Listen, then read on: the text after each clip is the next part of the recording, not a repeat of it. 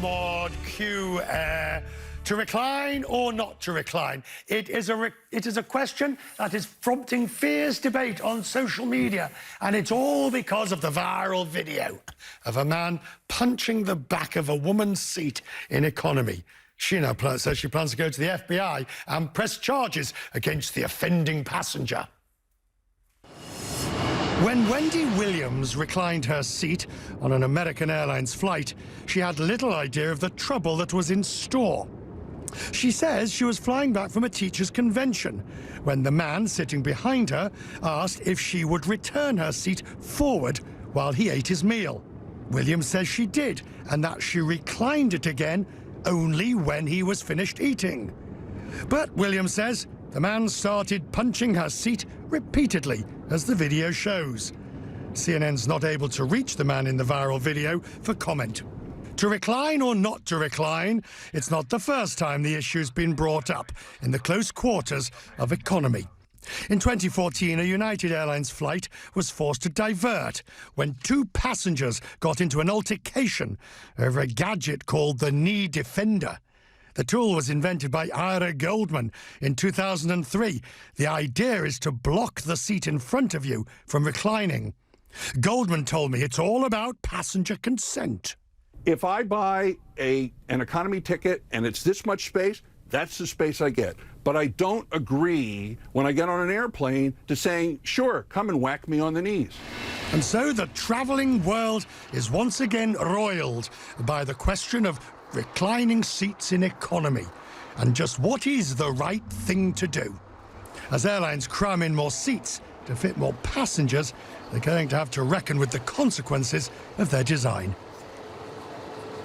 Now go to cnn.com/join, where we're asking you whether it is okay to recline your seat.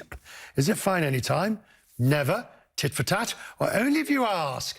Get out your phones and go to cnn.com/join to vote. New Yorkers are never short of an opinion. This is what they think. It depends on the length of the journey, but I think they should be reclining for longer journeys. Just recline and people just deal with it. Book a better seat if they don't want someone reclining on them. Depends on the time of the travel anyway, but how long it takes, but still, you need to be a bit comfortable. The airlines are reducing the amount of room that you have, and as such you need to recline sometimes, but it's a courtesy thing. So some airline etiquette would be welcome. Some airline etiquette, exactly the issue that Zach Honig is here to talk about, the editor-at-large at The Points Guy. Good to see you. Good to see you, Richard. All Thanks for right. having me. What do you make of the video that you've seen? I would say I've seen it many times now, and it is disturbing to watch. I mean, it's really upsetting. You know, I can envision myself in both of those positions. I've been seated behind someone who's reclined. It's especially challenging when you're trying to work on a laptop or, you know, enjoying a meal. But, you know, But the thing that gets me about it is she did, after requesting, come forward while he ate. Absolutely. And then went back afterwards. But what should she have done?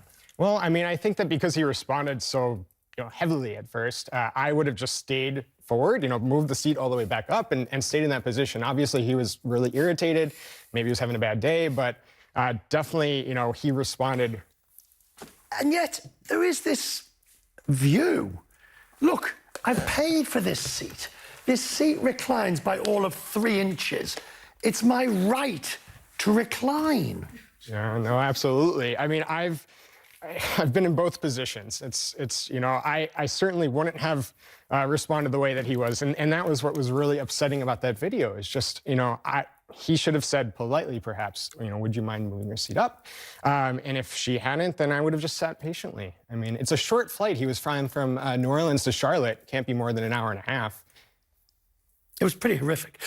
What is the etiquette? So let's forget this tape. What is, you are the editor-at-large, you are the guru on travel. Yes. So what is the etiquette for when you recline your seat? So I'll usually look behind me before I recline. So we happen to have this amazing prop right here. Right. All right, so you're seated behind me. I'm gonna take a look. You're a pretty tall guy, and so I'll see you're really, really close. You know, I might say, Richard, would you mind if I recline my seat a little bit? Oh, okay, all right, I'm gonna stay upright, for sure. But you would ask? I would absolutely ask. You know, at the very least, I would take a look back, and I've done this many times, and if someone is seated back there, they're working on their laptop, they're enjoying a meal, you know, I'm gonna be less inclined to recline. You see, I sort of do what you do, and I sort of have a look, and then I'll catch their eye, and I might just sort of do a ginger test. Yeah. I'll do a little. Oh yeah, it's a good one. Just a little. Just about an inch, perhaps. And, and if I see a wince, Yep. then you know you've pushed it too far. Yeah. The airlines are an average cabin now, transatlantic, has business, which is really more like first these days. Premium economy. The US carriers have this strange beast, which is only known in the US. This extra legroom This product. extra legroom yes, product, exactly. which is not known elsewhere. And then you have real chickens at the back. Yep. Yeah, no. And so what I'll actually do is I fly United frequently, and I choose row 21. And the reason for that is because row 20 in front, it's the emergency exit row, the seats in row 20 cannot recline. And so I actually won't have anyone, there's no option to recline. Yeah, the problem with me is I intend to go for row 21, and I end up by accident choosing row 20, which is the seat that doesn't recline. That happens all the time. Or there's another emergency exit, the one that does. You've got to be very careful. Do you have seats that you prefer?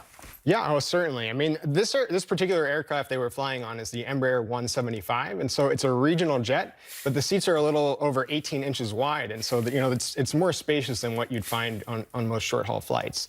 Planes are more full than we've seen them of late. Capacity's down, load factor is up.